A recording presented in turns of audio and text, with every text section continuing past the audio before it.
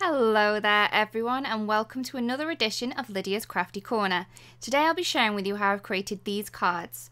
I'm going to create one of them, the top one, and then the other ones I will describe at the end. So we'll be using a technique called, that I'm going to call gridded stamping backgrounds. So I'm going to create a grid to stamp my images so that they are placed perfectly on my card base.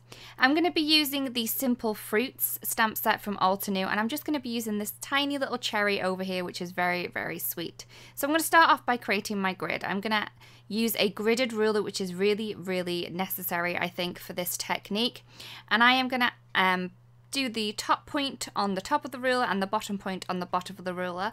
So I'm going to create my first cross. Again, I'm going to do the same on this side, the top point on the top of the ruler and the bottom point on the bottom.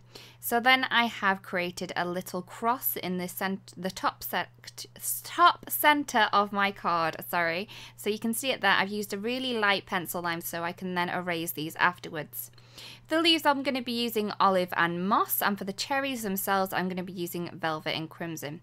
I'm going to be using a little bit of a rock and roll technique on this, so I'm using the olive just to ink up the stems and the leaves, and I'm rolling the top bit in the moss.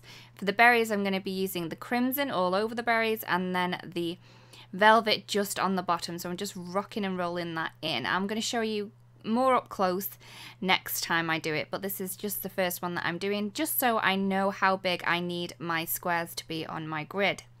So I now know how large I need my squares to be, so I'm just going to line up all of the lines and create my grid. I'm going to be using the same line on that gridded ruler. I'm going to butt that up to the line that I've just drew, and then move it along and draw another one from that line. So all the squares, or diamonds in this case, are going to be exactly the same size. So once I've created that, I'm happy with my grid. I'm going to start my stamping again.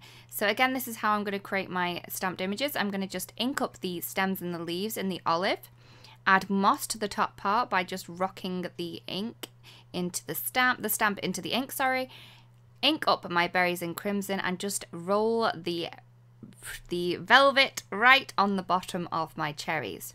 I'm then going to use that grid to line up my images. So I'm going to stamp my images in the center of each of the cross section on the grid.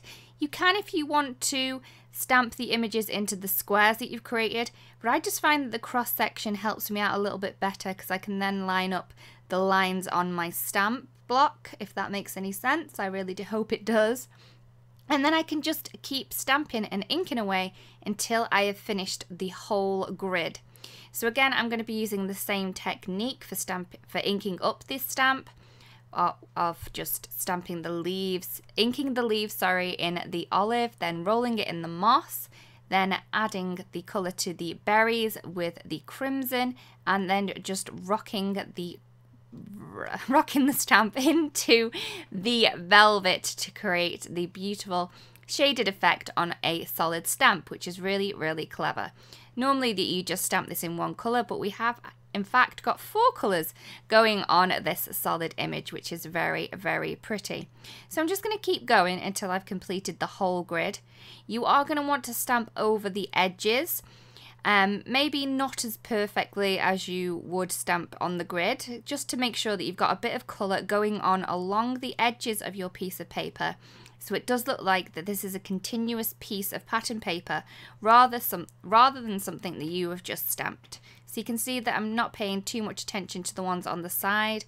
I'm not even rocking and rolling the ones that are on the edge pieces. I'm just adding the red and the green to the image and then stamping these into place. So you can see I haven't rock and rolled the ones on the right, but I did do a little bit of rocking and rolling on the left ones. Once you've finished your stamping, you're going to want to let the ink dry and then erase the pencil lines. To make the berries pop a little bit, I'm adding a little bit of Wink of Stella onto the berries just to give them a little bit of sparkle and shine. I think because the background's going to be very busy, I just wanted to add a little bit of interest to this, and then I'm going to keep the rest of the card really, really simple. Again, to make the berries pop, I'm adding a little bit of clear lacquer onto the top of the berries. I'm just doing it in a circle motion and then lifting it up so that the berries are covered in this beautiful clear glass. Once you've done this, you are going to have to leave it to dry for a little bit. I would recommend a couple of hours, just to make sure that you don't smudge any of this lacquer when you're putting your card together, So when you're placing this onto your base panel, you really want these berries to be nice and dry and super sparkly and shiny. As I mentioned before, I want the rest of the card to be really, really simple, as there is a lot going on in the background. So I'm going to create a sentiment strip on a piece of black cardstock using some white embossing powder. I'm using some pure white embossing powder from Altenew, and I'm using the Altenew embossing ink as it's very, very, very sticky, and it is one of my favourite embossing inks of all time. So I'm going to then add this onto my card base. I'm using the Altenew glue tape. Again, another one of my favourites. I'm sorry for saying this again and again, but this glue tape is amazing. So it is like repositionable. If you don't place your piece of paper down on top of it really, really hard, if you just place it down, you can actually repositionable it. And if you do press it down really, really hard, you are going to get a permanent bond.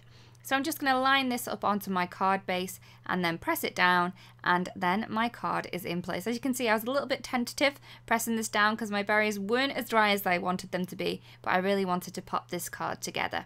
So I'm going to put my sentiment strip on where I want it to be. I've used a little bit of foam tape for some dimension, and that is it. So I've created a really simple card and a beautiful, beautiful sparkly background using the simple fruits. So here I've created my grid larger than I did before, so I've made the gaps between the lines larger, and this one I've made the gaps between the lines smaller, so I have more stamping going on this one. Thank you so much for watching the video and spending some time with me today. I really do hope that you enjoy it and that you like the technique and that you do give it a go. I would really love to see what you create using this gridded background stamping technique. If you've enjoyed the video and don't want to miss out on any that we upload, we would love it if you do subscribe to the channel. We'll see you again soon. Goodbye!